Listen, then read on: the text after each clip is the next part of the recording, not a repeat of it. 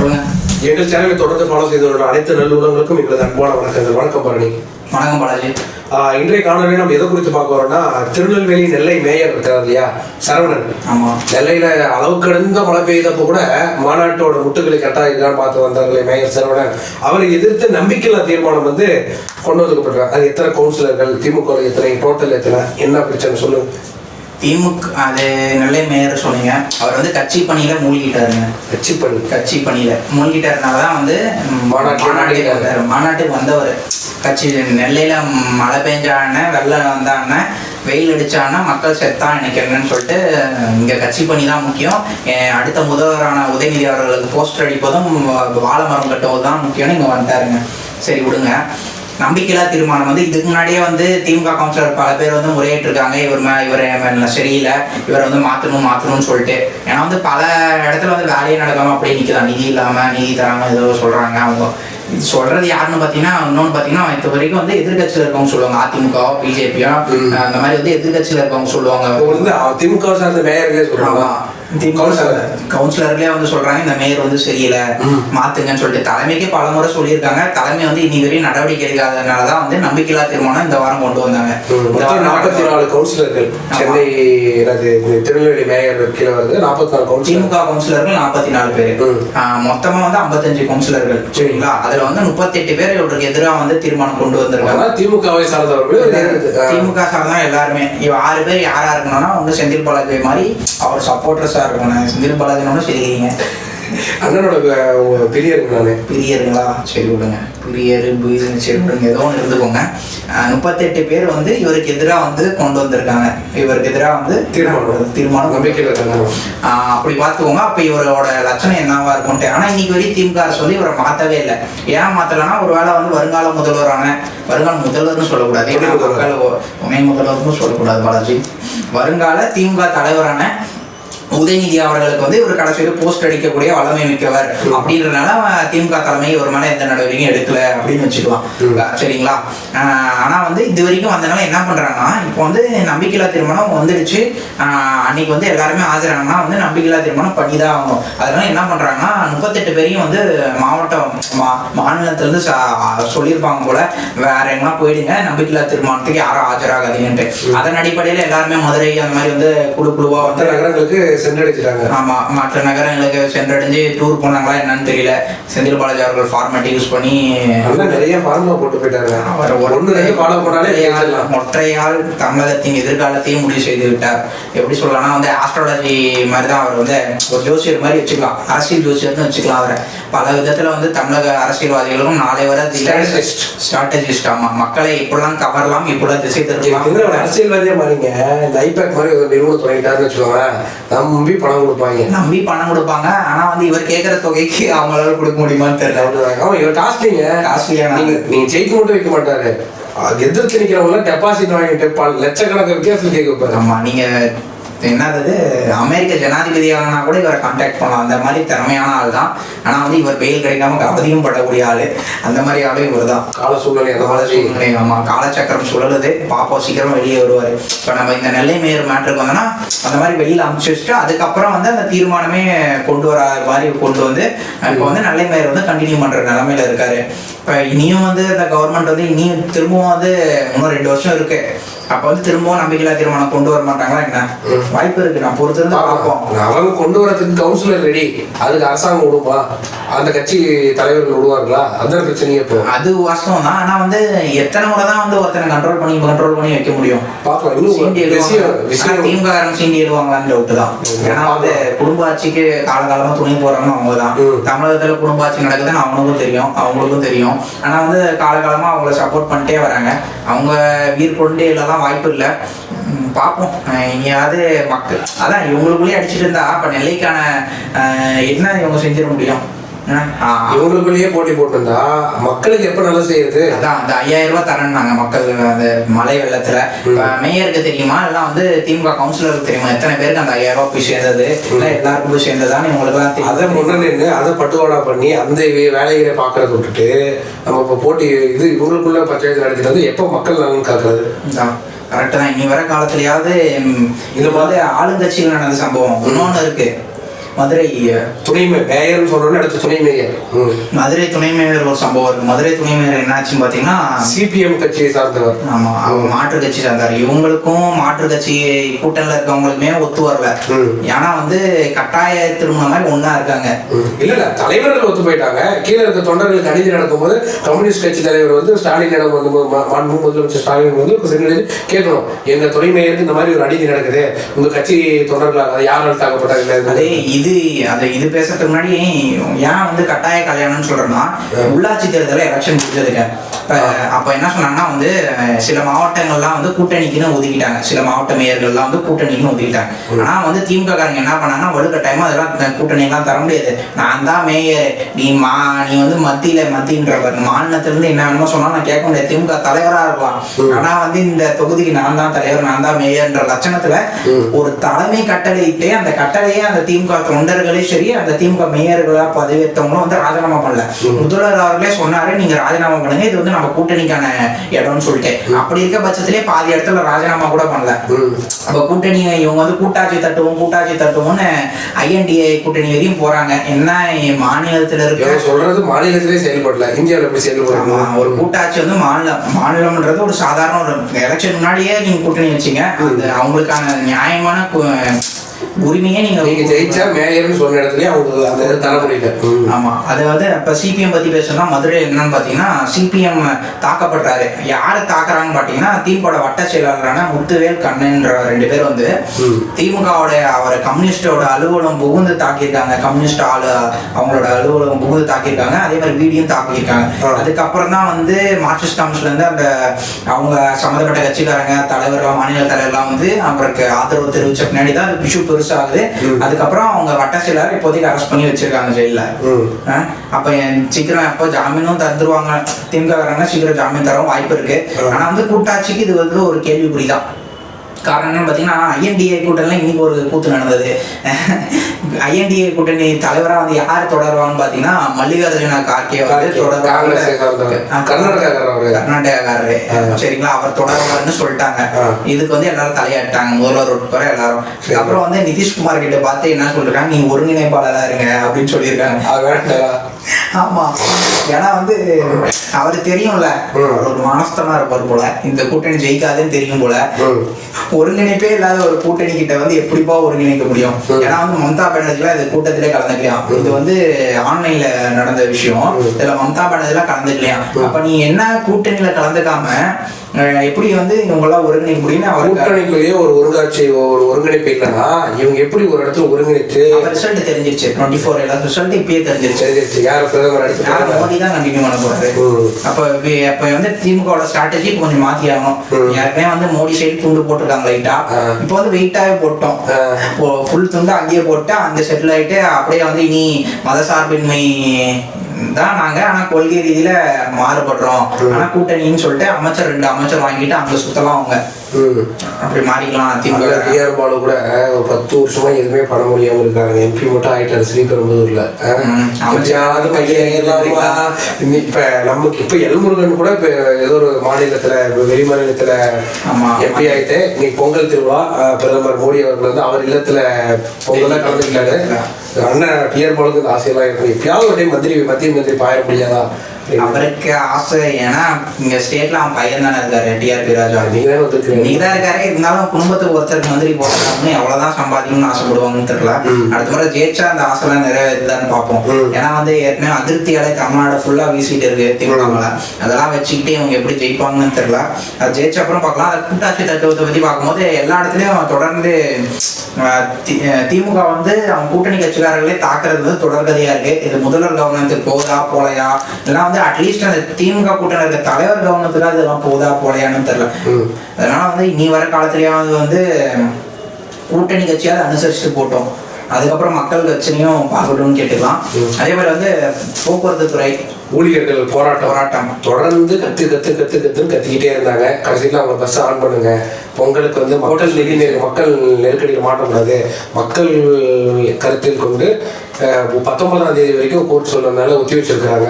அதனால வந்து பேச்சுவார்த்தைக்கு அழைச்சிருக்காங்க. 19ஆம் தேதி திருப்பியும் பேச்சுவார்த்தைன்ட்டு. இதுல என்னன்னு பாத்தீங்கன்னா, CITU அவங்களோட கம்யூனிஸ்ட் கட்சி தொழிற்சங்கமே வந்து இந்த போராட்டத்தில் அவங்க இறங்கியிருக்காங்க. ஆமா, இது இன்னொன்னு சொன்னாங்க. அப்படியே வந்து அதிமுக வந்து என்ன பண்ணுதுன்னா அரசியல் ரீதியா பண்ணுது அப்படின்றாங்க. இவங்க ஆட்சிக்கு வரதுக்கு முன்னாடி இவங்க சொன்ன திட்டம் தான் அதெல்லாம். நாங்க வந்த உடனே வந்து போக்குவரத்து தொழிலாளருக்கு முன்பு இருந்த பென்ஷன் ஸ்கீமை நாங்கள் கொண்டு வந்துடுறோம். அதே மாதிரி வந்து டிஏ அதெல்லாம் வந்து முன்பு இருந்த ஆட்சியில் அகவிலைப்படி அதெல்லாம் உயர்த்தி தந்துடுறோம் அப்படிலாம் பண்ணாங்க. ஆனால் இவங்க வந்ததுக்கப்புறம் என்னன்னா அகவிலைப்படி அந்த சம்பள உயர் வந்து 3 வருஷத்துமா இருந்தது. 3 வருஷத்துக்கு ஒரு முறை உயர்த்துற திட்டமா இருந்தது போன ஆட்சியில். இப்போ இவங்க வந்த அப்புறம் 4 வருஷத்துக்கு ஒரு முறை மாத்திட்டாங்க. இப்போ போக்குவரத்து துறையில வந்து அப்ப பாத்துக்கோங்க, இப்ப தேர்தல் வாக்குறுதியா ஒண்ணு சொல்றாங்க, ஆட்சிக்கு வந்து ஒண்ணு செய்யறாங்க. ரெண்டுமே ஆப்போசிட். 2024 பாராளுமன்ற தேர்தல் நடக்க போகுது இல்லையா, ஏஎன்டிஏ கூட்டத்தில் இருக்கிறாங்க. இப்போ ஒரு வாக்குறுதிகள் பட்டியல் வருமா? வாக்குறுதி பட்டியல் வரும்.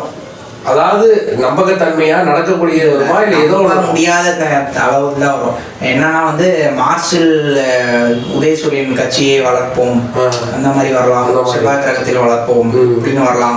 ஏன்னா ஏன் இந்த மாதிரி கேள்வி வருது, ஏதோ ஒன்று செங்கல் தூக்குனாரு, இன்னும் செங்கல் என்ன அங்கே ஆறாதுல 1000 ரூபாய் தரேன்னு சொன்னார். எப்போ 2021 கொடுத்தது 2023 செப்டம்பர் 15 அண்ணா பிறந்த நாள், அவர் பிறந்த நாள், இவர் பிறந்த நாள், மக்கள் திசை திருப்புறது கொடுக்கறது ஒன்றா. 2021 பெங்களூர்ல காங்கிரஸ் ஆட்சி அமைச்சாங்க, கர்நாடகா மாநிலத்தில். இன்னைக்கு தெலுங்கானால காங்கிரஸ் ஆட்சி அமைச்சிருக்காங்க. அமைச்ச உடனே அந்த 1000 ரூபாய் தர திட்டப்பணிகள் உடனே கொடுத்துருக்காங்க. இவங்க அதில் 2 வருஷம் வருஷத்துக்கு 12,000 ரூபாய் ஒரு அட்டைதாரர்களுக்கு மைனஸ் வந்து இல்லையா? 24 மாசத்துக்கு 30 மாசம் கழிச்சு செப்டம்பர் மாசம் தராங்க. அறிக்கை மட்டும் முன்னாடியே வந்தது. பதவிக்கு வந்தோட நீட் தேர்வு ரத்து. 30 மாசம் எங்க நீட் தேர்வு ரத்து? நீட் தேர்வுலாம் யார் இல்லை, யார் வந்தாலுமே நீட் தேர்வு ரத்து பண்ண முடியாதுன்னு எல்லாருக்கும் தெரியும். வந்து மாணவர்களை ஏமாத்திட்டாங்க, அவ்வளவுதான். இதுக்கு வந்து யாரா மாணவர்களா சேர்ந்து ஒரு கேஸ் போடலாம் திமுக அரசு மேல. வீட்டு தரேன்னு சொன்னாங்க. ஆமா, ஏன்னா வந்து அவங்களுக்கு மட்டும் இந்த மாதிரி வந்து தேர்தல் வாக்குறுதி போய் சொன்ன கட்சிகளுக்கு எதிராக மாணவர்களுக்கோ எல்லாம் வந்து தன்னார்வர்கள் யாருன்னா இருந்தா கேஸ் போடுங்க. ஏன்னா வந்து நீட்ன்றது ஜீவாதாரம் குற்றங்களுக்கும் யார் காரணம் எடுத்து பார்த்தா இப்ப நடக்கிற குற்றங்களுக்கு இவங்களே தான் காரணம். தயவுசெய்து இனியாவது அந்த மாதிரி நடக்குது. அதுக்கப்புறம் குற்றம் பேசுறோம். இன்னொரு குற்றம் வந்து கடந்த திருவண்ணாமலை மாவட்டத்துல கடந்த வாரத்துக்கு முன்னாடி வர இருக்கும், போன வருஷம் டிசம்பர் 27 அருணாச்சலேஸ்வரர் டெம்பிள்ல இங்க வந்து ஒரு முக்கிய விழாவரே நடந்திருக்கு. என்ன தரிசனம்? ஆருத்ரா தரிசனம் நடந்திருக்கு கோயில்ல. அதுக்காக வந்து பெண் போலீஸ்கெல்லாம் கூட்டம் அதிகமாக வருன்றதுக்காக அதிகமாக போடுவாங்க இல்லையா. வந்தவாசி மகளிர் காவல் நிலையத்தோட இன்ஸ்பெக்டர் காந்திமேரி அவர்கள் வந்து பாதுகாப்பு பணிக்கு செயல்படுத்தப்படுறாங்க.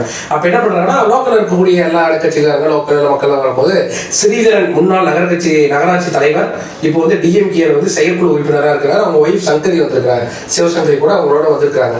முன்னாடி இந்த மகளிர் இன்ஸ்பெக்டர் காந்திமேரி கொஞ்சம் கோலமா போவோம், பின்னாடி மக்களுக்கு சாமி தெரியல அப்படின்னு கேட்ட உடனே ஒரு நகராட்சி தலைவர் ஸ்ரீதரன் என்ன பண்ணியிருக்கிறார், அவங்க தாக்க முயற்சி உட்பட்டு அவரோட சேர்ந்து இன்னொரு டிஎம்கே அந்த இன்ஸ்பெக்டர் தாக்கி இருக்கிறாங்க. கோயில் நிர்வாகியான ரமேஷ் வந்து என்ன பண்ணோம், அரசாங்க ஊழியர் இன்ஸ்பெக்டர் தான் சப்போர்ட் பண்ணி, இவர் டிஎம்கே கட்சி தலைவர் சப்போர்ட் பண்ணியிருக்கிறாரு. என்ன பண்ணுவார் அவர்? ஆமாங்க, திமுக ஆளுங்கட்சினா அவர் என்ன பண்ண முடியும்? ஒரு இன்ஸ்பெக்டர் கேடர்னா அடுத்து வந்து அவங்க டிஎஸ்பி லெவல் கேடர்ல இருக்கிறாங்க. அவர்களுக்கே இந்த நிலைமை. ஒரு பெண்களுக்கான அரசாங்கம், பெண்களுக்கான பாதுகாப்பான அரசாங்கம் முதல்ல சொல்லக்கூடிய நேரில் ஒரு அரசாங்க ஊழியருக்கே ஒரு பாதுகாப்பு இல்லைன்னா இப்ப மக்களுக்கு பாதுகாப்பு எங்க இருக்கிறது? இது வாஸ்தவம். இதை பத்தி வந்து ஊடகங்கள் எடுத்து பெரிய விவாதமாக்குனதான்னு பார்த்தா இல்ல மக்களடியும் சென்றடிச்சிருக்குமான்னு பார்த்தாலும் இல்லை. அதான் வந்து மக்களை காப்பாற்றுற ஒரு போலீஸ்க்கே இந்த நிலைமை. இது வந்து ஜனவரி 1 விகடன்ல வந்திருக்கு. அவங்க மட்டும் எடுத்திருக்காங்க. அதுக்கப்புறம் யாரும் அவ்வளோ பேசுன மாதிரி தெரியல. நியூஸ் மீடியா, நியூஸ் 18 இருக்கட்டும், தந்தியா இருக்கட்டும், புதிய மக்கள் பார்க்கக்கூடிய மெயின் ஸ்ட்ரீம் மீடியால இந்த விஷயம் வரவே இல்லை. அதுக்கப்புறம் இதை பத்தி பேசும்போது இவங்க ஏற்கனவே இன்னொன்று பண்ணியிருக்காங்க. அதாவது திமுக தலைவரான கனிமொழி அவர்கள் ஆவடி மாநாடு. ஆமா, அந்த மாநாட்டில் வந்து பெண் கான்ஸ்டபிளை வந்து திமுக சேர்ந்த இளைஞர்கள் வந்து தப்பா ட்ரை பண்ணிருக்காங்க. ஆமா, அவங்க 2 பேரும் வந்து பல போராட்டங்களுக்கு அப்புறம் தான் அரெஸ்ட் பண்ணாங்க. அது அரெஸ்ட் பண்ணி இப்ப உள்ள இருக்காங்கன்னா என்னன்னு தெரியும். இவர் என்ன அரெஸ்டே பண்ண ஸ்ரீதர், திருவண்ணாமலை ஸ்ரீதர் வந்து மினிஸ்டரோட ரொம்ப நெருங்கிய வட்டாரத்தில் இருக்கிறதுனால 4 வழக்கின் கீழ் 4 செக்ஷன் கீழே கேஸ் பதிவு போடப்பட்டிருக்குது. ஆனால் இதுவரைக்கும் கைதாகவில்லை. நெருங்கிய அமைச்சர்னு பாத்தீங்கன்னா திருவண்ணாமலை எடுத்துக்கிட்டோம்னா தண்டையார்பேட்டு வேலு தான். அதான் மழை வந்து சென்னையில பிச்சு வந்தது ஒரே ரூம்ல உட்காந்து கண்ட்ரோல் பண்ணவர் மழைய. அது கிரவுண்ட் ஃப்ளோர் இல்லைங்க, அவர் உட்காந்து 3rd 4th ஃப்ளோர் உட்காந்து ரெயின் கோட் போட்டு தான் வருவாரு, டேபிள்லயே கண்ட்ரோல் பண்ணுவாரு. ஏன்னா திராவிட மாடல கட்டப்பட்ட பில்டிங்கா இருக்கும், எப்ப வேணுமோ மழை விடுவார். அவர் தான் பொதுப்பணித்துறை அமைச்சர். எங்க ஒரு விசிட்டுக்கு போகும்போது இவர் போற விசிட்டு தான் வீடியோ நீங்க பாத்துருப்பீங்க காணொலியில. இவர் கவர்மெண்ட் ஆபீஸ் போகும்போது ஒரு இடத்துல நிற்கும் போது டப்புன்னு உள்ள அந்த மாதிரி 4வது மாடியில் எப்படி நம்பி மழை வரும்போது உட்கார்ந்தாருன்னு தெரியல. அவர் கொஞ்சம் முன்னெச்சரிக்கையா வந்திருப்பாருங்க. இந்த மாதிரி ஒரு நிகழ்வுக்கு ஆதரவா இருக்கிறது வந்து தவறான விஷயம், தவறான முன்னுதாரணம். இப்ப வந்து எதுல என்ன தெரியுதுன்னா அதிகாரத்துல தான் என்னென்னமோ பண்ணலாம் அப்படின்னு மட்டும் தெரியுது இந்த ஆட்சியில. இது வந்து தவறான விஷயம். ஏன்னா வந்து இது வந்து பாக்குற பொதுஜனைக்கும் சரி, நாளைக்கு இளைஞர்களுக்கும் சரி, ஒரு சின்ன பையனுக்கும் சரி, அந்த கூட்டத்துல இருந்த எத்தனை பசங்க அவ போலீஸ்னா டம்மி நினைச்சிருக்கலாமே. கூட மக்கள் பாதுகாப்பு தான் போலீஸ் வந்து அரசாங்கம் பண்ணிக்கிறது. மக்களுக்கு வந்து இரவு பகல் பாராமல் அந்த கூட்டத்தை நெரிசல்ல கூட மக்கள் வந்து மக்களுக்காக பணி செய்யக்கூடிய போலீஸ்க்கே இந்த நிலைமைனா, போலீஸ்க்கே பாதுகாப்பு இல்லைன்னா மக்களுக்கு எங்க இருக்குது பாதுகாப்பு தமிழகம் மண்ணில்? அதான் இந்த ப்ரெஷர் தான் இப்போ வந்து போலீஸுங்களை வந்து சாதாரண மக்கள் மேல வந்து அதிகார துஷ்பிரயோகம் பண்ண தூண்டுது அப்படின்னு சொல்ல தோணுது.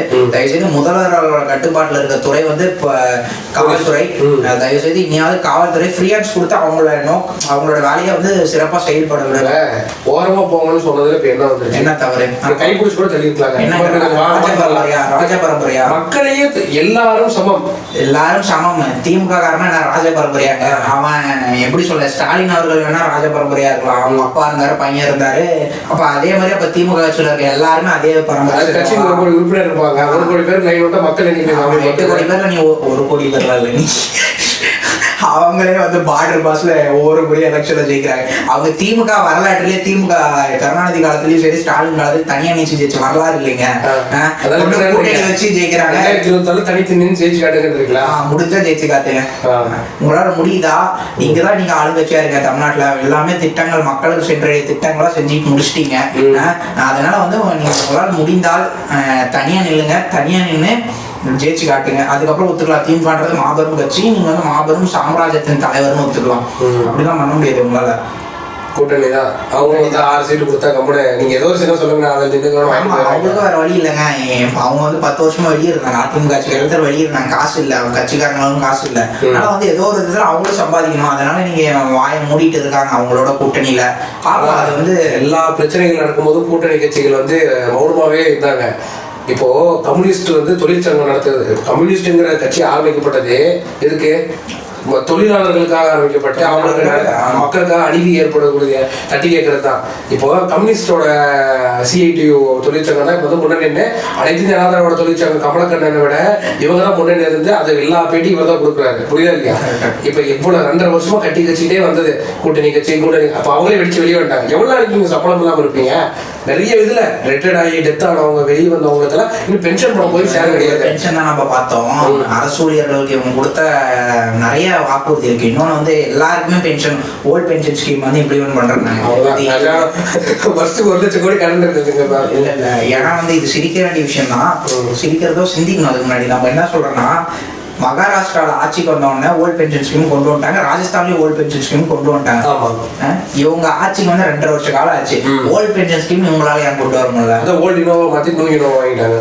Developed state of India, we are giving the more GST to contributing to the nation of India அப்படின்னு என்னவோ உருட்டுறாங்க. ஏன்னா தொழில்துறை மந்திரி மாதிரி நீங்களும் இங்கிலீஷ் நல்லா சூப்பரா படிக்கிறீங்களா? இங்கிலீஷ் மீடியம் சரி விடுங்க.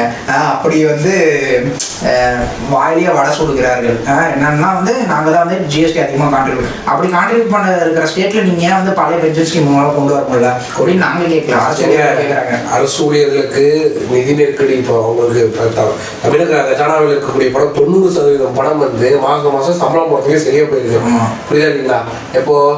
இப்போ 80 வயசு ஆகும் ஒரு தாத்தாக்கு, டீச்சராக இருந்திருப்பாரு. இன்னைக்கு அவர் பென்ஷன் கொடுத்துக்கிட்டு இருக்கோம். இன்னைக்கு வரைக்கும் அவர் கொடுத்துக்கிட்டே வராங்க. இப்போ வரவங்களுக்கும் கொடுத்துட்டே வந்தோம்னு வச்சுக்கோங்களேன். தமிழகத்துக்கு இப்போ 8 லட்சம் கோடி கடன் வந்து நாளைக்கு 20 லட்சம் கோடி கடன் ஆயிரும். இப்படி சொல்ல வரீங்களா? ஆமா, கடன் வாங்கி அப்ப அது இது வந்து நிறைவேற்ற முடியாத திட்டம். இதே வாக்குறுதியில் கொடுக்குறீங்க. நிறைவேற்ற முடியாத திட்டம் வாக்குறுதியில் கொடுத்துட்டீங்க. சரி, அதை விடுங்க. அப்ப வந்து இது நிறைவேற்றத்துக்கு என்னென்ன வழிவகை செய்யலாம் அப்படின்னு நீங்க யோசிக்கணும். ஒண்ணு வந்து வருவாயை பெருக்கிறதுக்கு இதுக்கான வழி. அப்ப வருவாயை எப்படிலாம் பெருக்கலாம் அப்படின்னு பார்க்கணும். டாஸ்மார்க் ஒரு பக்கம் பெருக்கிட்டு இருக்கீங்க. வருஷம் வந்து அதிகமா டார்கெட் வச்சு பண்றீங்க. பாவம் அண்ணன் எங்க எழுதாலும் கரூர் செந்தில் பாலாஜி வராமல் இல்லைங்க. எல்லா வெளியிலே என்ன வராங்க. தமிழகம் அனைத்து பெரும் தாக்கத்தை ஏற்படுத்திட்டாரு. சரி விடுங்க. அவர் இருந்தா இன்னும் கொஞ்சம் டிஜிட்டலா டபுள் ஆயிருக்கும் டார்கெட். அவர் இல்லாதனால டார்கெட் கம்மியா இருக்கு. கரெக்டா பிடிச்சிருப்பாரு. கரெக்டா சரி குடிக்காதவங்களும் குடிக்க வச்சிருப்பாங்க. 10 ரூபானா நீ 20 ரூபா கொடுக்கணும். சரி விடுங்க. அதனால அவர் உள்ள போனது வந்து 6 மாசத்துல குத்துசாமி கொடுத்ததுக்கு அப்புறம் அந்த மாதிரி குற்றச்சாட்டியே வரல. எப்படி வராம மெயின்டைன் பண்றாங்க ஒன்றும் புரியலையே. 10 ரூபா போனாலும் பில்லையா என்னன்னு தெரியல சொல்றாங்க. ஆனா அந்த அளவு இல்ல போல. அந்த அளவுக்கு இல்ல. ஆமா. அதான் இப்ப கவர்மெண்டே கோட்டர் வரி ஏத்திட்டாங்க. அதான் விலை வந்து இப்ப கவர்மெண்டே ஜிஎஸ்டி பில்லோட அவங்களே ஏத்திட்டாங்க. இதுக்கு மேலே எங்க 10 ரூபா கொடுக்குறது? இல்ல 10 ரூபா இதுல டைரக்டா எம்ஆர்பி ஏறிடுச்சு. அப்படி இருந்தாதான் நீ வீடியோ வச்சு எடுக்கிற இருக்கு. நீ கொடுத்துதான் என்ன ஒரு அதான் அண்ணன் ஐடியா சொல்லிட்டு போனாலும் என்னன்னு தெரியல. கொடுத்துருக்கலாம். அவரோட ஹாஸ்பிட்டல் செக்அப் வந்தப்போ இதை சொல்லியிருப்பாரு. இன்னும் விலையேத்தாமையா இருக்கிறீங்க, ஏத்துங்க, கஷ்டப்பட்டு எல்லாம் டெவலப் பண்ணி செலவு பண்ணி கொண்டு வந்து. ஆமா. அதாவது எதை பத்தி சொன்னா கடைசியில எங்க போனோம் நம்ம எங்க போனோம்னே தெரியல. நீட்டு இந்த தொழிற்சாலைகள் எல்லாம் கட்டி நிதியை பெருக்கும் வருவாயை பெருறதை பத்தி பேசணும். இன்னும் இவங்க வந்து 1 ட்ரில்லியன் எக்கனாமி கொண்டு வர போறாங்க. ஏதோ நிதி கொடுக்குறது இது என்னன்னு தெரியல, எனக்கும் புரியல. அந்த ட்ரில்லியனுக்கு எத்தனை ஜீரோன்னு தெரியல. இவங்க 1,00,000 எல்லாம் தெரியுங்க. தெரியும் ஹேண்டில் பண்ணாதான் அந்த படத்தோட அருமையெல்லாம் தெரியும். அடிச்சு விடுறது தானே அவங்க எங்க போறாங்க. இன்னொன்னு சொன்னாரு, இந்த மாநாட்டுக்கு 3000 பேர் வந்திருந்தாங்க. 3000 பேர் இந்த உலக முதலீட்டாளர்கள் 3000 பேர் வந்திருந்தாங்க. எதிர்கட்சி தலைவரை கேட்டிருந்தாரு. அப்ப 3000 பேரும் வந்து காசு போட வந்தாங்களான்ட்டு. அப்புறம் என்னடான்னு வெட்டி பார்த்தா ஆச்சி மசாலா, அதானி இவங்கெல்லாம் வந்து உள்நாட்டு உற்பத்தியாளர்கள் தான். இவங்கெல்லாம் வந்து அம்பானி, ஜியோ ஏற்கனவே இல்லைன்னா உருவச்சு இருப்பாங்க. இது இந்த மாநாட்டுல வந்துதான் அவர் காசு போடணும்னு இல்லை. அம்பானி அவர்கள் தான். அம்பானிக்கும் அதானிக்கும் இந்தியா முழுவதும் இல்லை, உலகம் எங்கும் அவங்களை தொழிலை பெறுவது அவங்களுடைய வழக்கம். சரி வரது வரீங்க ஜி இப்போ வந்துருங்க. நம்ம பேர் அவங்க ஜியோவை வளர்க்கணும்னா வருவாங்க. இப்ப இல்ல, அது ஜியோ அவங்களோட காசு போட்டு வளர்க்குறது. உடனே அவங்க வந்து நாங்க பண்ணனாலதான் வந்தாங்கன்னா ஸ்டிக்கர் ஓட்டுறாங்க. அதுல இன்னொன்னு இவங்க மோடி அவர்கள் வந்து அதானிக்கு சாதகமா இருக்குன்னு குற்றச்சாட்டு. ஆனா அதானி குரூப்ஸ் வந்து இங்க முதலீடு பண்ணும்போது இன்னைக்கு அப்ப வேணும் சொல்ல வேண்டியது. ஆமா, நீங்க வந்து மோடிக்கு ஆதரவா இருக்கீங்க, உங்க மேல வந்து இண்டன்பர்க் அறிக்கைலாம் வந்து கேஸ் எல்லாம் நடக்குது, நீங்க அதை முடிச்சுட்டு வாங்க, நாங்க நியாயமான திராவிட மாடல் சேர்ந்தவர்கள் கரெக்டா தொழில் செய்யறவர்கள் கூட தான் தமிழகத்தில் முதலீட்டாளர் மாநாட்டில் இன்வெஸ்ட் பண்ண முடியும்னு சொல்லியிருக்கோம். ஆமா சொல்லியிருக்கணும். அப்படி சொல்லியிருந்தா வேற யாருமே வந்துருக்க மாட்டாங்களா? அப்படி சொல்லியிருந்தா ஏன்னா பெரும் பங்கு அவரது தான். போயிட்டு அப்புறம் 4 லட்சம் கோடி ஆயிரும். வெறும் 4 லட்சம் கோடினா போனாச்சு விட கம்மியா வந்தா அப்புறம் மவுசு இருக்காது இல்லையா? இவங்களே கூப்பிட்டு வந்தாங்க, அவங்க வந்தாங்கன்னு தெரியல. ஏதோ ஒண்ணு வந்திருக்குது. தமிழக மக்களுக்கு பலனுள்ளதாகவும் படித்திருக்கக்கூடிய இளைஞர்களுக்கு பேப்பரா இருக்கு, கையெழுத்து இருக்கு. அது வந்து நடைமுறைக்கு வரணும் ஃபர்ஸ்ட். ஆமாமா, நடைமுறைக்கு வரணும். திமுக இப்போ 2024 இப்ப ஜனவரியில் நடக்கப்பட்ட இதுல இவ்வளவு பேர் வேலைக்கு போயிருக்கிறாங்கன்னு வருகிற இறுதியில வந்து ஒரு அறிக்கை கொடுத்துட்டே ஆகணும். சும்மா மாநாடு வச்சு மக்கள் வரிப்பணத்துல மீட்டிங் நடத்துறது, சைன் போடுறது, புரிந்துணர்வு ஒப்பந்தம் நடத்துறதுல யாருக்கும் வேணாம். அதனால எவ்வளவு பேர் பலன் அடைஞ்சிருக்காங்க, எத்தனை இளைஞர்கள் வேலைக்கு போயிருக்காங்க, எத்தனை குடும்பங்கள் அதனால உயிர் பிழைச்சிருக்குது அப்படிங்கிற அறிக்கை கொடுக்கணும். கொடுப்பாங்க. நீங்க கேட்டீங்களா, எழுதி வச்சிருப்பாங்க. இவங்க வந்து அவங்க கடந்த ஆட்சியா இருந்தா வெள்ளை அறிக்கை முதலாளா வந்து பிடிஆர் அவர்கள் படிப்பாரு. இல்லைங்க, பிடிஆர் அறிக்கை விட்டாலும் விட்டோம். கடந்த ஆட்சி நல்லதான் பண்ணாங்க. என்ன பண்ணாங்கன்னு சொன்னாங்க. அது இவங்களுக்கு பெனிஃபிட் தான் படிச்சது. புரியுதா இல்லைங்களா? இப்ப இவங்க விடுறதுல இவங்க அவர் விட்டுருந்தா கூட அறிக்கை விட்டுருப்பாரு. அவரு தான் பண்ணாரு. 60,000 30,000 போட்டு அவரு தூக்கி போய் வரவ போட்டு. இப்ப திமுக ஆட்சிக்கு வரும்போது அரசியல் பத்தி ஆசை இல்லாத இளைஞர்கள் கூட ஒரு படித்த நிதியை கையாண்ட ஒருத்தர் வந்து அந்த துறைக்கு அமைச்சராக வராருன்னு எதிர்கட்சிகளே கூட சொல்றாங்க. எடப்பாடி பழனிசாமி அவர்களே சொல்றாரு, நிதியை கையாண்டவர்களுக்கு இருந்த அவரை தூக்கிட்டாங்க அப்படின்றத சொல்றாங்க. இவங்களுக்கு திறமையானவர்களே பிடிக்காது. மைண்டே யூஸ் பண்ணக்கூடாது, பிரெயினே யூஸ் பண்ணக்கூடாது. தொண்டை நான் வழியா இருக்கணும்னு நினைப்பாங்க போல. சரி விடுங்க, நான் வந்து இதுல உள்நோக்கலாம் இல்லை, நார்மலா ஒரு டேக்லைன் இது நல்லா இருந்ததுன்னு சொன்னேன். அதனால வந்து பார்ப்போம், இனியாவது வந்து மக்களுக்கான நல்ல கவர்மெண்ட் எடுத்துட்டு போறாங்கன்ட்டு. நாமளும் எல்லா வீடியோ முடிக்கும் போது பார்ப்போம் தான் சொல்றோம். 2.5 வருஷ காலம் முடிஞ்சிடும் போல. நம்ம பார்த்து பார்த்து ஒன்றும் முடியலைங்க, ஒன்றும் பார்க்க முடியல. கண்ணெல்லாம் அப்படியே பிடிக்குது. டெய்லியும் வந்து நடக்கிற நிகழ்வுகள் அவ்வளவு கேவலமா இருக்கு. இந்த நிர்வாகத்தையாவது நல்லபடியா. டிஆர்பி ராஜா தங்கமணி இங்கிலீஷ் பேசுறதுல ஏதோ இப்படி கம்பேரிசன் போட்டீங்க போட்டாரா இல்லையா? அப்ப நாம வந்து கடந்த ஆட்சியில இந்த ஜெயலலிதாவும் இந்த ஆட்சி இந்த ஸ்டாலின் கம்பேர் பண்ணலாமா? என்னது பேசுறது அப்ப கம்பேர் பண்ணா ஒத்துப்பாங்க திமுக. இல்ல இதெல்லாம் டிஆர்பி ராஜா அப்படி கூட பண்ணலாம். அதே போல இப்ப டிஆர்பி ராஜா அதெல்லாம் கம்பேர் பண்றாருல. அவங்க 1000 ரூபாய் வாங்குறதுக்கு வெயில்லையும் மழையிலையும் அங்க அழைச்சிக்கிட்டு இருக்கிறான். புரியுதுங்களா? 1000 ரூபாய் டெக்னாலஜி மூலமா பேக்கப் கொண்டு போட தெரியாதா? நான் கேட்கறேன். போட்டா நீங்க வந்து திமுக காரங்க கவுன்சிலருக்கோ, திமுக அடிமட்ட தொண்டர்களுக்கோ, திமுக வார்டுல இருக்கிறவங்க அதுல நிதி போய் சேருமா? சேராது. இல்ல ரேஷன் கடை மூலமா ரேஷன் கடை மூலமா திமுக காரங்க அங்க போய் நின்னுகிட்டு அப்படின்னு சொன்னா அவனுக்கு ஒரு கொடுத்த மாதிரி அவன் சீன் போட்டுப்பாங்க. அந்த மாதிரி வந்து இதுல ரேஷன்ல கொடுக்கும்போது நேரடியா அக்கௌண்ட்ல வந்தா அது உங்களுக்கு மதிப்பு தெரியுமா? தெரியாது. இந்த மாதிரி உழைச்சு வாங்கினாதான், இந்த மாதிரி வெயிலையோ மழையில உழைச்சு வாங்கினாதான் 1000 ரூபாய் உங்களுக்கு மதிப்பு தெரியும். கஷ்டப்பட்டு போய் பார்த்து காசு செலவு பண்ணுவீங்க. அது தெரியணும் அப்படின்றதுக்காக திராவிட மாடல இப்படி பண்றதுக்காக மக்கள் வந்து வெயிலையும் மழையிலையும் அலைஞ்சிக்கிட்டு இருக்கணும். ஓட்டுக்கு வரும்போது நாங்க சும்மா ஓட்டு கேட்டாங்க, ஸ்டாலின் தான் வர்றாருன்னு பாட்டுக்கு செலவு பண்றது என்ன, ஸ்டிக்கர் ஒட்டுறது என்ன, அந்த ரவுண்டா அவங்க காருக்கெல்லாம் ஸ்டிக்கர், அந்த காருக்கு ஸ்டிக்கரே இங்க டெண்டர் கொடுக்கலையாம். ஏதோ ஒரு வட மாநிலத்துக்கு போய் டெண்டர் கொடுத்து எடுத்துட்டு வந்ததா ஒரு பேச்சு. அந்த கார்ல வந்து ஸ்டாலின் போட்டோ போட்டு நமக்கானவரை ஏதோ ஒரு டேக்லைனோட ஒரு என்னன்னு மறந்துருச்சு. அந்த டேக்லைன் போட்டு ஸ்டாலின் தான் வராரு வெளியில தர அதே டேக்லைன் தான் நினைக்கிறேன். அது போட்டு எல்லா காரு எல்லா வண்டிலையும் போட்டு ஆமா அந்த மாதிரி ஒரு ஃபார்முலா, அது ஒரு அது ஒரு புது ஃபார்முலா. அதுக்கு டெண்டரே வந்து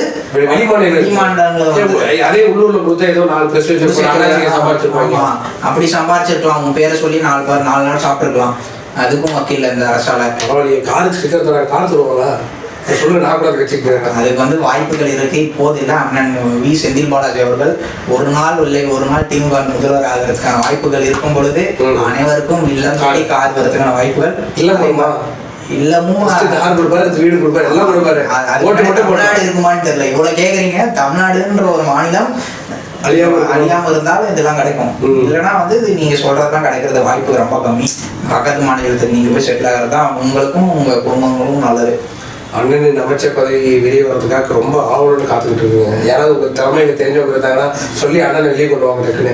அண்ணன் வருவார் இருங்க, பொங்கல் முடிச்சு வந்துருவாருங்களா? அது யாருக்கு என்னங்க தெரியும், பொறுமையா இருங்க வருவாரு. ஒரு இல்லாத மொத்தம் அவங்க அருமை தெரியும். கரெக்ட். தமிழகம் ஏங்குது, நீங்க ஏங்குறீங்கன்னா வருவாரு இருங்க. வரும்பொழுது அது விஸ்வரூபமா வருவாரு. விஸ்வரூபம் வந்து திமுகவுக்கு ஆப்போசிட் ஆகுதா இல்லை யாருக்கு ஆப்போசிட் ஆகுதுன்னு பார்ப்பேன். இந்த பயம் உள்ள இருக்கிறவங்களுக்கு அவருக்கு இருக்கும். எங்கேயாவது ஓப்பன் பண்ணி சொல்லிடுவாரா, ஏதாவது சொல்லிடுவாரா? இருக்கலாம், சொல்லிருப்பாரா தெரியலைங்களே. சொன்னா வந்து ஆட்சி மாறும்போது தெரிஞ்சிடும். அதே போல ஒரே நாடு ஒரே தேர்தல் அது அறிக்கை வந்து இந்தியா முழுசா போய்கிட்டு இருக்குது. அதுக்கு வந்து பழைய முன்னாள் குடியரசுத் தலைவர் ராம்நாத் கோவிந்த் தான் தலைமை வகிக்கிறாரு. ஒரு குறிப்பிட்ட மக்கள் கிட்ட வந்து அது கருத்து கணிப்பு கேட்டிருக்குது. அவங்க வந்து ஆமா ஒரே நாடு ஒரே தேர்தல் நடத்திட்டோம் அப்படின்னு சொல்லியிருக்காங்க. அப்படியா? ஒரே நாடு ஒரே தேர்தல் 2024 எனக்கு தெரிஞ்சு வரதுக்கான வாய்ப்பு கம்மி தான். ஒருவேளை வந்தால் தமிழகத்துக்கு முன்கூட்டிய விடுதலை மாதிரி உண்மையான விடியல் அது வந்துருச்சு. அதே மாதிரி விடுதலை மக்கள் இத்தனை நாள் வந்து அதே இருளர்கள்னு ஒரு ஆட்சி காலம் இருந்ததா கேள்விப்பட்டிருக்காங்க. அந்த ஆட்சி காலத்துல தமிழ்நாட்டிலேயே தென் நாட்டிலேயே வந்து என்ன நடந்ததுன்னே வரலாற்று குறிப்பே இல்லையா. ஏன்னா வந்து சேர சோழ பாண்டியர்னா ஏதோ வரலாற்று குறிப்பு. அதே மாதிரி வந்து கலப்பையர்கள்னு இருந்த ஆட்சி காலத்தை இருந்த ஆட்சி காலம்னு ஏதோ சொல்றாங்க.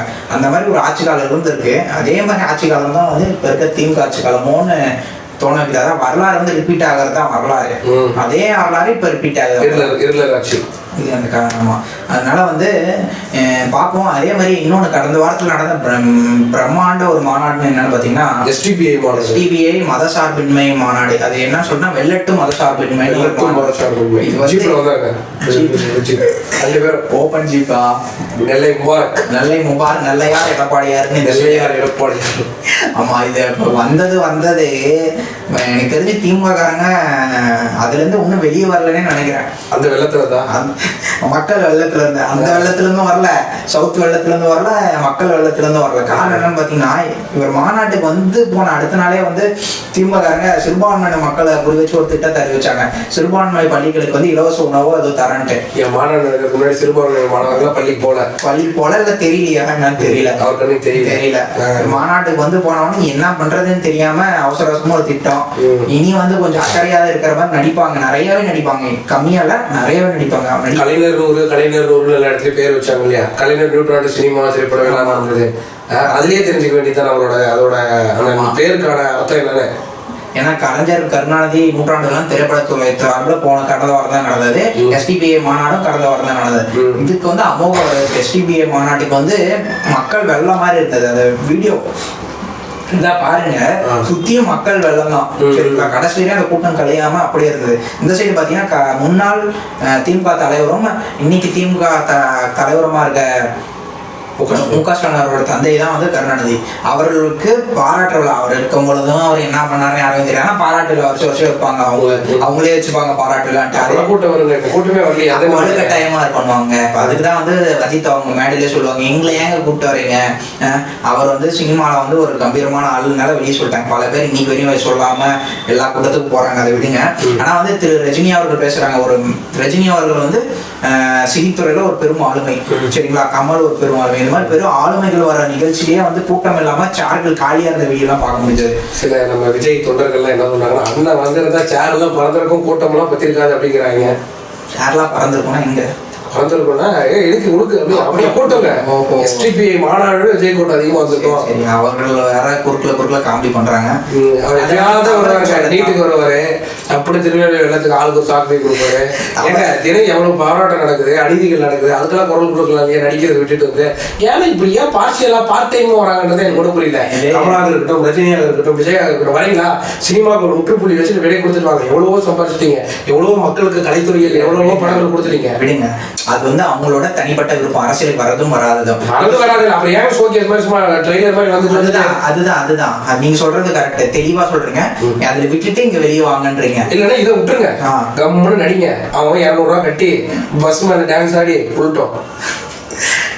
அது விடுது, அவங்களோட தனிப்பட்ட விருப்பம். அரசியல் வரதோ வராதோ அவங்களோட தனிப்பட்ட விருப்பம். ஆனா அரசியல் வந்து முழுமூச்சு செய்யணும். எல்லாருமே வந்து அரசியல் தனியா பார்க்கக்கூடாது. அரசியலும் எப்படியாங்க இப்ப எல்லாருமே எம்ஜிஆர் சொல்லிடுறாங்க, எம்ஜிஆர் அரசியல் இருந்து சிஎம் ஆயிட்டாரு. ஆனா எம்ஜிஆர் அவர்களோட பெயர் இன்னைக்கு வரையும் நினைச்சிருக்கு. விஜயகாந்த் சொல்றாங்க, விஜயகாந்த் இறக்கும் பொழுதுதான் இன்னைக்கு இருக்க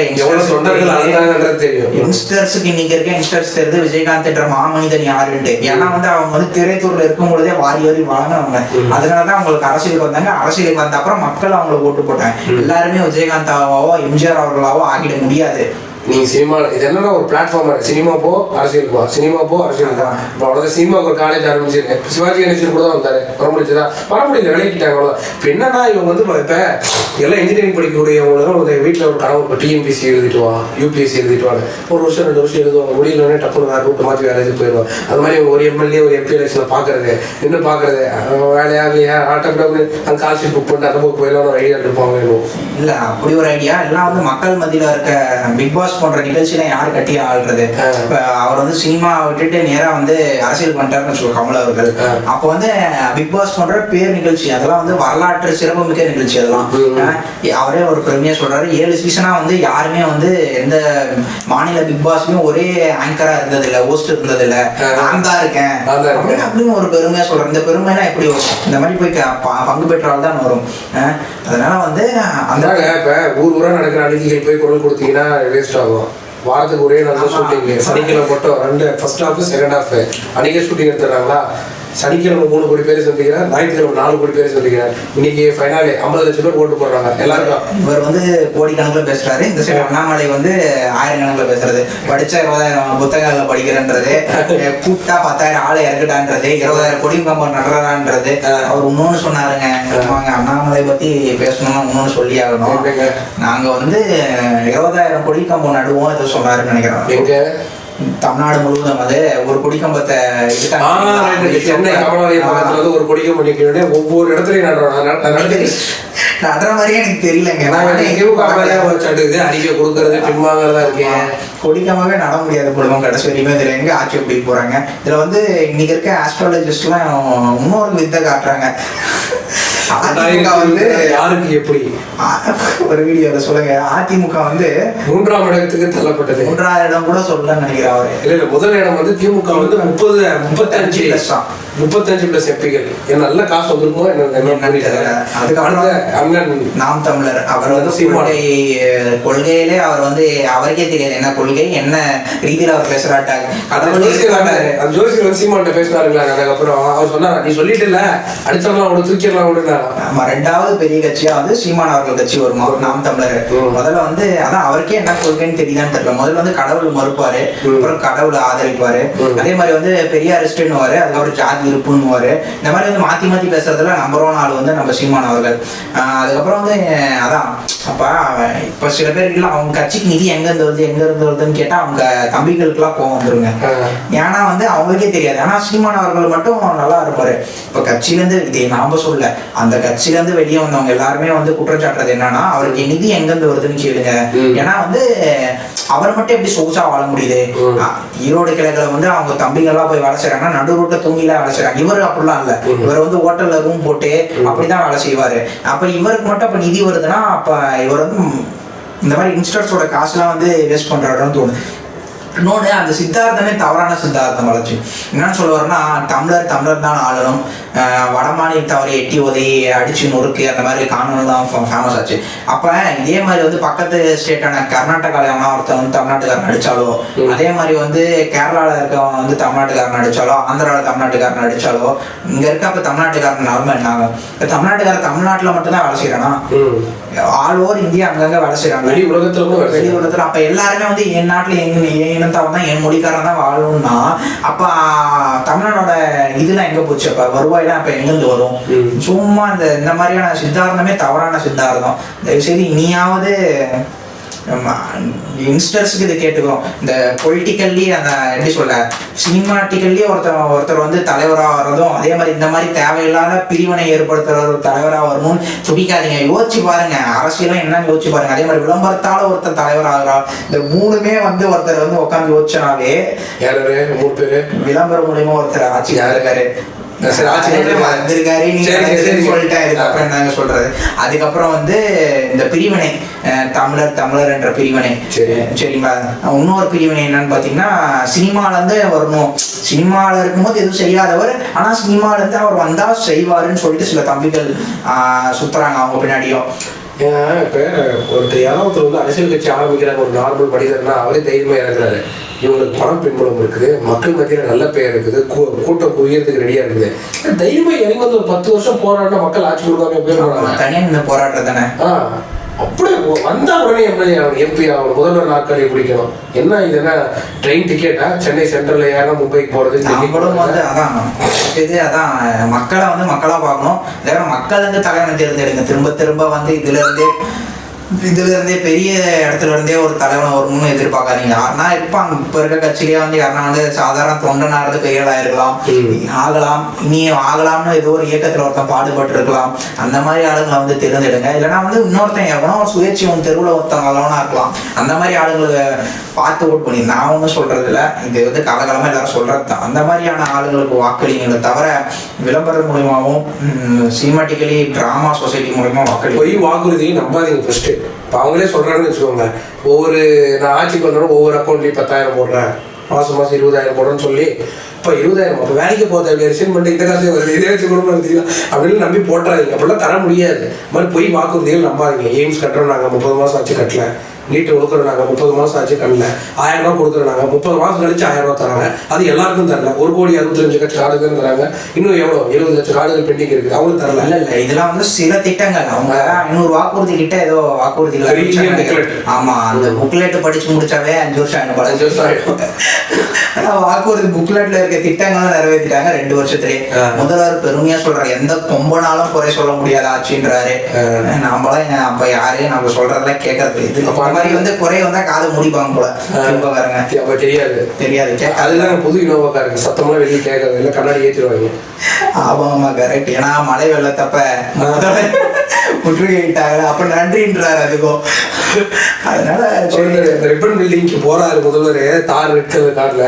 ஐயா விடியலாச்சு எங்களை தவி விட்டீங்களா? எனக்கு சொல்றது கூடவா கேட்க மாட்டீங்க, பண்ணி தரோன்னு சொல்லலாம். இதெல்லாம் உடனடியாக நிவாரண பணிகள் வந்து இல்லைன்னா பின்னாடி யாருன்னா அமைச்சர் வந்திருப்பாங்க, இல்லைன்னா அரசு அலுவலர்கள் இருப்பாங்க, பார்த்துக்கோப்பா அப்படின்னு சொல்லிட்டு தான் பரவாயில்ல நன்றின்னு சொல்லிட்டு போறாரு. சரி விடுங்க, இனியாவது 2024 ஓட்டு போறதுக்கு முன்னாடி யோசிச்சு பாருங்க. உங்கள் ஓட்டு வந்து வேல்யூபுளான ஓட்டு. இந்த ஜாதி ரீதியாகவும் மத ரீதியாகவும் இன ரீதியாகவும் சில பேர் வந்து பிரிவினை உண்டாக்கிட்டு அந்த மூலியமா வந்து ஓட்டை வந்து பிரிக்கலான்னு சில பேர் ஏற்கனவே இருக்கிற ஒரு கேப்ல வந்து ஃபில் பண்ணலான்னு பாக்குறாங்க. அந்த கேப்ல வந்து கரெக்டான ஆட்களுக்கு நீங்க இடம் கொடுக்கணும். இடம் வந்து ஜெயலலிதா அவர்கள் இல்ல, அந்த கேப்ல மட்டும்தான் இங்க வந்து நீ கலைஞர் இல்ல கலைஞர்ன்ற கேப்பே இல்லைங்க. அதை விடுங்க, அது தனி. அவங்க ஆளுங்கட்சியா இருக்கும்போது அவர் இல்ல, ஆளுங்கட்சியா இருந்தது ஜெயலலிதா அவர்கள். சரிங்களா? அப்ப இருக்கும்பொழுது அந்த கேப்பை ஃபில் பண்ணதான் இன்னுமே ஆட்கள் தேர்ந்தெடுத்துட்டே இருக்காங்க. அதனால வந்து அந்த கேப்பை பயன்படுத்தி நீங்க தேசிய கட்சியான பிஜேபி கால் ஊன்றலான்னு பாக்குது. தயவுசெய்து தமிழ்நாடு வந்து ஒரு வாலிபலான சொசைட்டி. மத ரீதியா தயவு செஞ்சு பிரிஞ்சிடாதீங்க, அதே மாதிரி இன்ன ரீதியா பிரிஞ்சிடாதீங்க. எல்லாருமே முக்கியம். ஒன்றா இருந்தால் மட்டும்தான் தமிழ்நாடுன்ற ஒரு நாட்டை வந்து இழுத்துட்டு முன்னேற்றி செல்ல முடியும். ஓட்டு போட முன்னாடி யோசிச்சு பாருங்க. நீங்க உங்களுக்கு பதவி கிடைக்குதுன்னு சொல்லி ஒரு கட்சியில சேர்றதும், அந்த பதவி அந்த கட்சி மூலயமா நாம வாழ்ந்துக்கலாம்னு நினைச்சு ஒரு கட்சியில சேர்றதெல்லாம் வந்து பிற்காலத்து சமுதாயத்துக்கு பெரும் ஆபத்துல போய் இங்க இருக்க வட மாநிலத்தில் நம்மளால பார்க்க முடியுது இஸ்லாமிய சகோதரர் தாக்கப்படுறது. அதுக்கு நம்ம வந்து எந்த கட்சியும் குற்றச்சாட்டு உங்களை நேரடியா நீங்க பாக்குறீங்க, நேரடியா அந்த நிலை தமிழ்நாட்டுக்கு வரக்கூடாது. இன்னைக்கு வரையும் வந்ததில்லை. அதே நிலைமையை இனியும் தொடரணும்னு நம்ம கேட்டுக்கிட்டு இந்த காணொலி வந்து முடிச்சுக்கிறோம். எங்கள் காணொலி இதுவரை தொடர்ந்து பார்த்த அனைத்து நல்லுறவுகளுக்கும் எங்களது அன்பான வணக்கங்கள். நன்றி.